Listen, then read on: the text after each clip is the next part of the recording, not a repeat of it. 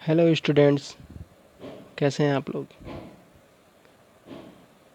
तो आज हम शुरू करने जा रहे हैं यूट्यूब चैनल के माध्यम से जो बचा हुआ सिलेबस है हमारा, उसको हम पूरा करेंगे।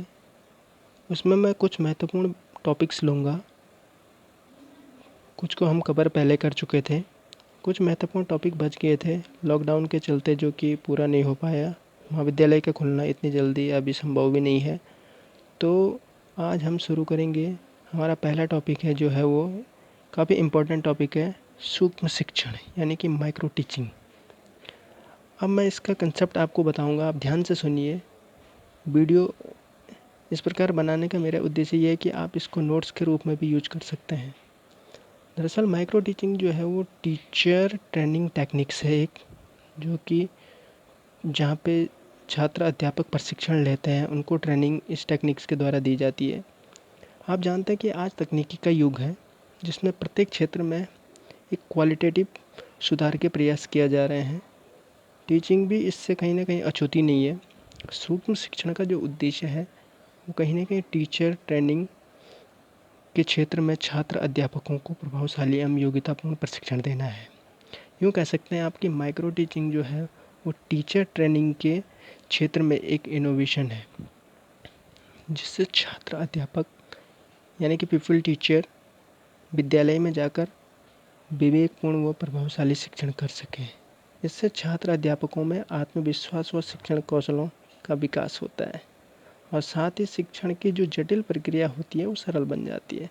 आप जानते हैं कि शिक्षण कार्य इतना आसान नहीं है, उसमें अनेक जटिलताएं आती हैं, लेकिन माइक्रो टीचिंग का जो कंसेप्ट है उसमें सभी जो जटिल प्रक्रियाएं हैं शिक्षण की, वो कम हो जाती हैं, वो सरल हो जाती है। प्राचीन काल में आप जानते हैं कि एक अवधारणा थी कि शिक्षक जन्मजात होते हैं। तो माइक्रो टीचिंग इसी अवधारणा का खंडन करता है, और वो ये बोलता है कि टीचर जन्मजात होने के साथ साथ वो पैदा भी किए जा सकते हैं। माइक्रो टीचिंग कहीं ना कहीं छात्र अध्यापिकाओं या अध्यापकों में क्या लाती है, निपुणता लाती है, यानी परफेक्शन लाती है। अब बात करते हैं माइक्रो टीचिंग की हिस्ट्री के बारे में, यानी कि इसके इतिहास के बारे में। तो इतिहास की बात करें तो जो इसका विकास हुआ है वो स्टैनफोर्ड यूनिवर्सिटी में सबसे पहले 1961 में कीथ एचिसन एक प्रोफेसर हुए हैं एजुकेशन के, उन्होंने इस कंसेप्ट को कह सकते हैं सबसे पहले डेवलप किया। उन्होंने क्या किया था, इस दौरान कुछ छात्रों की एक कक्षा तैयार की, जिसमें कि यानी कह सकते हैं कि क्लास साइज को कम किया, छोटे टॉपिक को लेते हुए टीचिंग कार्य करवाया, और टीचर का जो ऑब्जर्वेशन करवाया वो वीडियो टेप के माध्यम से करवाया, जिसके द्वारा टीचर को फीडबैक मिलता था। तो इस प्रकार की प्रक्रिया थी, लेकिन 1963 में DLN ने इसमें और ज़्यादा डेवलप किया और इसको माइक्रो टीचिंग नाम दिया। तो ध्यान दें, एचिसन ने इस कंसेप्ट को डेवलप किया था, परंतु जो नाम दिया वो DLN ने दिया। इन्होंने इसमें और ज़्यादा डेवलप किया, इसीलिए father of micro teaching DLN कहलाते हैं। भारत में कहें बात करें तो माइक्रो टीचिंग की, तो 1967 में DD तिवारी, सर्वप्रथम DD तिवारी ने ही माइक्रो टीचिंग का प्रयोग किया था। माइक्रो टीचिंग पे भारत में बहुत ज़्यादा काम तो नहीं हुआ था, लेकिन कुछ लोगों ने BK पासी 1978 में इंदौर विश्वविद्यालय में इस पर काम हुआ। देहरादून में 1979 में कुलश्रेष्ठ तथा गोस्वामी हैं, इन्होंने भी काम किया है उस दौर में। लेकिन आज काफ़ी काम हो रहा है इसमें, कह सकते हैं। तो ये थी माइक्रो टीचिंग की ब्रीफ हिस्ट्री। अब बात करते हैं माइक्रो टीचिंग यानी सूक्ष्म शिक्षण के अर्थ और इसकी कुछ परिभाषाओं के बारे में हम पढ़ेंगे। आप जानते हैं कि टीचर ट्रेनिंग इंस्टीट्यूशन में अनेक प्रकार के टेक्निक्स यूज की जाती हैं, जो शिक्षक के व्यवहार में सुधार के लिए अपनाई जाती हैं। माइक्रो टीचिंग भी उन्हीं में से एक विधि है या टेक्निक से कह सकते हैं। जैसे कि शाब्दिक अर्थों के आधार पर आप देख सकते हैं कि सूक्ष्म शिक्षण बना है सूक्ष्म धन शिक्षण, यानी कि सूक्ष्म मतलब छोटा होता है, शिक्षण यानी टीचिंग करना। टीचिंग छोटी हो जाती है इसमें। दरअसल इसमें संपूर्ण कक्षा की जटिलता को कम कर दिया जाता है। जैसे कि कह सकते हैं कि माइक्रो टीचिंग के कंसेप्ट में साइज ऑफ क्लास छोटा हो जाता है, कंटेंट जो पढ़ाया जाना है वो भी उसको भी छोटा कर देते हैं, क्लास का टाइम छोटा कर देते हैं, स्टूडेंटों की संख्या जो होती है, स्टूडेंट्स की संख्या बहुत कम हो जाती है और कौशल जो होता है, स्किल होता है, सभी को कम कर दिया जाता है। इसमें जो ट्रेनी टीचर होते हैं वो कंट्रोल में रहते हैं। उनको जो भी नॉर्मल क्लासरूम में जो कठिनाई होती है वो महसूस नहीं हो पाती है। इसमें एक समय में हम एक ही कौशल का अभ्यास करते हैं। इस कारण कह सकते हैं पीपल टीचर नर्वस भी नहीं होते हैं, साथ ही उन्हें किसी प्रकार की कठिनाई का अनुभव नहीं होता है। तो ये शाब्दिक अर्थ के आधार पर माइक्रो टीचिंग था। अब कुछ परिभाषाओं के आधार पर हम इसको समझने की कोशिश करेंगे। डेफिनेशन की बात करें तो सबसे पहले the father of micro teaching ही जो थे डी एलन, उन्हीं की एक परिभाषा है कि वो कहते हैं कि micro teaching is a scale down teaching encounter in class size and class time. इसका मतलब यह है कि सूक्ष्म शिक्षण छोटे पैमाने पर किया जाने वाला शिक्षण प्रक्रिया है जिसमें कक्षा का आकार व समय कम कर दिया जाता है। इस परिभाषा को आप देखें तो इसमें साफ लिखा है कि इसमें कक्षा का आकार और समय को कम कर दिया जाता है। अब आगे जाके बताऊंगा कि कक्षा का आकार कितना और समय कितना कम किया जाता है। फिलहाल इस परिभाषा को देखने से ये लगता है कि जो संपूर्ण शिक्षण की जो प्रक्रिया है वो छोटी हो जाती है। वैसी दूसरी परिभाषा है बुश, उन्होंने कहा है कि सूक्ष्म शिक्षण शिक्षक प्रशिक्षण की एक प्रविधि है जिसमें शिक्षक स्पष्ट रूप से निश्चित एवं परिभाषित कौशल का प्रयोग करते हुए पाठ्य योजना तैयार करता है और यह पाठ्य योजना के माध्यम से वो 5 से 10 मिनट तक वास्तविक छात्रों के छोटे समूह में 5 से 10 छात्र होते हैं के साथ वो इंटरेक्ट होता है। तो समझ सकते हैं वास्तविक छात्र, यानी कि ये एक रियल टीचिंग है। इसमें जो छात्रों की संख्या होती है वो वास्तविक होती है, कोई बनावटी नहीं होती है जैसे कि सिमुलेटेड टीचिंग में होते हैं। इसमें वास्तविक कक्षा के छात्र होते हैं लेकिन छात्रों की संख्या कम कर दी जाती है। उसी प्रकार समय जो कि एक नॉर्मल पीरियड में 30 से 35 मिनट का होता है उसको भी 5 से 10 मिनट रिड्यूस कर दिया जाता है। तो आप समझ सकते हैं माइक्रो टीचिंग में किसी एक कौशल को लेकर छोटे साइज के कंटेंट के माध्यम से कम समय व कम छात्रों की संख्या को पढ़ाने की एक ये तकनीकी है और पढ़ाने के बाद पीपल टीचर को फीडबैक प्रदान किया जाता है। इसमें एक अच्छी खासियत यह है कि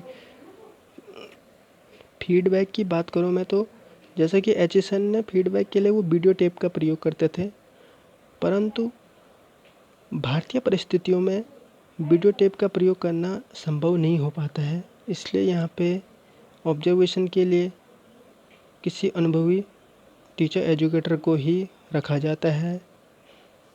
अब बात करते हैं हम माइक्रो टीचिंग की विशेषताएं, यानी कैरेक्टरिस्टिक्स ऑफ माइक्रो टीचिंग। कौन कौन सी विशेषताएं रखते हैं माइक्रो टीचिंग? जैसे कि पहले नंबर पे हम बात करेंगे तो इट्स ए रियल टीचिंग। तो आप ध्यान दीजिए कि ये एक वास्तविक शिक्षण है, कोई बनावटी शिक्षण नहीं है। इसमें वास्तविक रूप से रियल बच्चों को टीचिंग की जाती है। हाँ, ये ज़रूर है कि बच्चों की संख्या कम कर दी जाती है। बात करेंगे लेस नंबर ऑफ स्टूडेंट्स, यानी कि क्लास साइज भी इसका छोटा कर दिया जाता है, छात्रों की संख्या कम कर दी जाती है। एक और अन्य विशेषता है less time period of class, यानी कि जो 30 से 35 या 40 मिनट का पीरियड होता है उसको भी कम कर दिया जाता है, पीरियड का टाइम कम कर दिया जाता है। लेस साइज ऑफ कंटेंट, और जो आपके पाठ्य पुस्तक है उसको भी कम कर दिया जाता है। बात करेंगे तो हम content divided into smaller units which makes the teaching easier, जिससे कि कंटेंट को छोटा कर दिया जाता है जो कि आसान बना देता है कंटेंट को पढ़ाने में। Only one teaching skill is demonstrated at a time, सिर्फ एक समय में एक ही शिक्षण कौशल को प्रदर्शित किया जाता है। नेक्स्ट है इसमें फीडबैक इज गिवन इमीडिएटली, तो पृष्ठपोषण जो ही टीचिंग ख़त्म हो जाती है 5 से 10 मिनट में, उसके बाद तुरंत फीडबैक दिया जाता है। अगला जो विशेषता कह सकते हैं, in micro teaching cycle there is a facility of replanning, reteaching and refeedback, यानी कि माइक्रो टीचिंग की जो साइकिल है उसमें हम छात्र अध्यापक को रिप्लानिंग की सुविधा भी उपलब्ध कराते हैं, रीटीचिंग भी करवाते हैं उससे, और रीफीडबैक होता है। It puts the teacher under the micro, यह संपूर्ण टीचर की निगरानी में किया जाता है। अगला है इसमें all the faults of the teacher are observe, यानी कि टीचर्स के जो सभी फॉल्ट होती हैं, गलतियां होती हैं, उनको ऑब्जर्व किया जाता है जिसको फीडबैक के माध्यम से सुधार किया जाता है। अगला the problem of discipline can also be controlled, और जो नॉर्मल क्लासरूम में जो अनुशासनहीनता की समस्या आती है उसको भी कंट्रोल किया जा सकता है। It is a individual training technique ये व्यक्तिगत प्रशिक्षण तकनीकी है। इसमें प्रत्येक छात्र व्यक्तिगत रूप से सीखता है और अपनी योग्यता के अनुसार सीखता है। ज़रूरी नहीं कि हर छात्र एक ही टाइम में सीख जाए या 5 से 10 मिनट में ही सीख जाए। इसके लिए जिसमें जितनी क्षमताएं होती है, योग्यताएं होती है, उसी आधार पर वो सीखता है। बार बार रीटीचिंग, रिप्लानिंग और रीफीडबैक वाली प्रक्रिया अपनाई जा सकती है। It saves times and energy of the student as well as people, यानी कि ये छात्रों के टाइम और एनर्जी सेव करता है और साथ ही में छात्र अध्यापक और अध्यापिकाओं के भी। It is a more benefit for a pre and post teacher trainee to develop his teaching skill. ये ऐसे शिक्षण कौशल कह सकते हैं कि ऐसे एक प्रक्रिया है माइक्रो टीचिंग जिसमें प्री और पोस्ट यानी कि पूर्व और जो ट्रेनिंग कर रहे हैं अभी जो सेवारत हैं और सेवा से पूर्व भी जो है, दोनों प्रकार के टीचर्स के लिए ये उनके स्किल के डेवलप के लिए एक अच्छी प्रक्रिया है। अब बात करेंगे हम सूक्ष्म शिक्षण के चक्र के बारे में, यानी कि साइकिल ऑफ माइक्रो टीचिंग। तो माइक्रो टीचिंग का जो साइकिल है वो 6 चरणों में चलता है, जिसमें सर्वप्रथम पहले पाठ योजना तैयार की जाती है। तो पाठ योजना जब पेपल टीचर तैयार करता है तो वो घर में करेगा, अगले दिन पढ़ाना है उसको तो घर में करेगा। तो पाठ योजना वो तैयार करता है और उसकी तैयारी करके वो अगले दिन शिक्षण करता है। शिक्षण है तो जो टाइम निर्धारित किया जाता है, आप जानते हैं कि कम टाइम निर्धारित किया जाता है, उसको आगे मैं वर्णन करूँगा। शिक्षण के पश्चात फीडबैक दिया जाता है। फीडबैक के लिए जो टीचर एजुकेटर होते हैं वो बैठे हुए होते हैं, फीडबैक दिया जाता है। उसके बाद फीडबैक के आधार पर ही रिप्लानिंग की जाती है, देन रीटीचिंग की जाती है और रीफीडबैक दिया जाता है। और ये प्रक्रिया कह सकते हैं तब तक अपनाई जाती है जब तक कौशल में सुधार ना हो। शिक्षण कौशलों के विकास की ये एक तकनीकी है कह सकते हैं, और ये साइकिल लगातार अपनाई जा सकती है जब तक कि परफेक्शन पूरी तरह से पीपल टीचर में ना आ जाए। इस पूरे साइकिल के टाइमिंग की भी मैं बात करूंगा यहाँ पे। भारतीय परिस्थिति में एनसीईआरटी ने एक साइकिल के लिए कुल 36 मिनट निर्धारित किए हैं, यानी कि एक पीपल टीचर के लिए 36 मिनट निर्धारित किए जाते हैं। यानी कि वो टीचिंग करता है इसमें 6 मिनट के लिए, फीडबैक 6 मिनट के अंदर दिया जाता है, रिप्लान भी 6 मिनट किया जाता है, रीटीचिंग के लिए जो टाइम दिया जाता है वो 6 मिनट दिया जाता है और रीफीडबैक के लिए 6 मिनट दिया जाता है।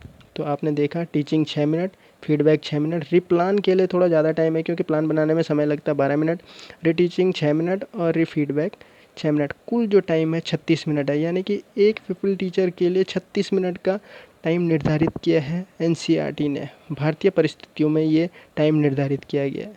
तो कह सकते हैं बहुत ज़्यादा समय लेने वाले एक प्रक्रिया है ये। एक छात्र पे ही 36 मिनट इस पे खर्च किए जाते हैं। 36 मिनट खर्च किए जाते हैं, पर ज़रूरी नहीं कि हर बार 36 मिनट ही हो। अगर पहले ही राउंड में, पहले ही चक्र में पीपल टीचर ने परफेक्शन दिखा दिया या उसमें परफेक्शन आ गया तो फिर सिर्फ 6 से 12 मिनट में ये काम हो जाता है। तो कह सकते हैं माइक्रो टीचिंग एक उन्नत तकनीकी है टीचर ट्रेनिंग इंस्टीट्यूशन के लिए। टीचर जो ट्रेनिंग कर रहे हैं, जो ट्रेनी हैं, टीचर ट्रेनी हैं, उनमें कौशलों के विकास के लिए एक उन्नत तकनीकी है। लेकिन उन्नत तकनीकी होने के साथ साथ इसमें कुछ दोष भी हैं। अब वो दोष की बात मैं यहाँ पे आपको करता हूँ, इसके लिमिटेशन भी हैं कुछ। It is a skill based teaching, यानी कि कंटेंट नॉट एम्फेसाइज्ड, यानी कह सकते हैं हम कि स्किल बेस्ड टीचिंग है। यहाँ पे सिर्फ कौशलों के विकास पर ध्यान दिया जाता है, जबकि छात्र क्या सीख रहे हैं कंटेंट से, इस पर बिल्कुल ध्यान नहीं दिया जाता है। क्योंकि वास्तविक टीचिंग है ये, इसमें रियल छात्र होते हैं तो वो क्या सीख रहे हैं इस पर विशेष ध्यान नहीं दिया जाता है। ये सिर्फ टीचर ट्रेनिंग के लिए ही उपयोगी है। दूसरी बात करेंगे, a large number of trainees can not be given the opportunity for reteaching and replanning. आप समझते हैं कि विद्यालय में एक निश्चित समय होने के कारण, क्योंकि एक साइकिल में आपने देखा होगा एक छात्र को 36 मिनट देना संभव नहीं हो पाता है। बहुत बार गलती करने पे उसको अपॉर्चुनिटी हम नहीं दे सकते रीटीचिंग की, रिप्लानिंग की, क्योंकि अत्यधिक समय लग जाएगा। तो इसलिए भी इसमें ये दोष है। It is a very time consuming techniques, वो तो हम बता चुके हैं कि आपको बहुत ज़्यादा समय लेने वाली ये तकनीकी है। Lack of experience teacher educator, एक और कमी इसमें कि बहुत बार शिक्षण संस्थानों में टीचर जो ट्रेनिंग इंस्टीट्यूशन है यानी वहाँ पे वेल एक्सपीरियंस टीचर नहीं है जो कि सही ढंग से मूल्यांकन नहीं कर पाते हैं, ताकि अच्छे ढंग से जो फीडबैक है वो ट्रेनी टीचर्स को नहीं मिल पाता है। तो ये एक दोष भी है, लेकिन ये दोष होते हुए भी फिर भी ये काफ़ी अच्छी तकनीकी है। इससे टीचर के अंदर जो कि ट्रेनिंग कर रहे हैं उनमें एक आत्मविश्वास पैदा होता है और वो क्लास में आसानी से प्रभावशाली ढंग से पढ़ा पाते हैं। तो आज के लिए इतना ही। कल हम फिर दूसरे टॉपिक के साथ मिलते हैं। Okay bye. तो स्टे सेफ, स्टे होम।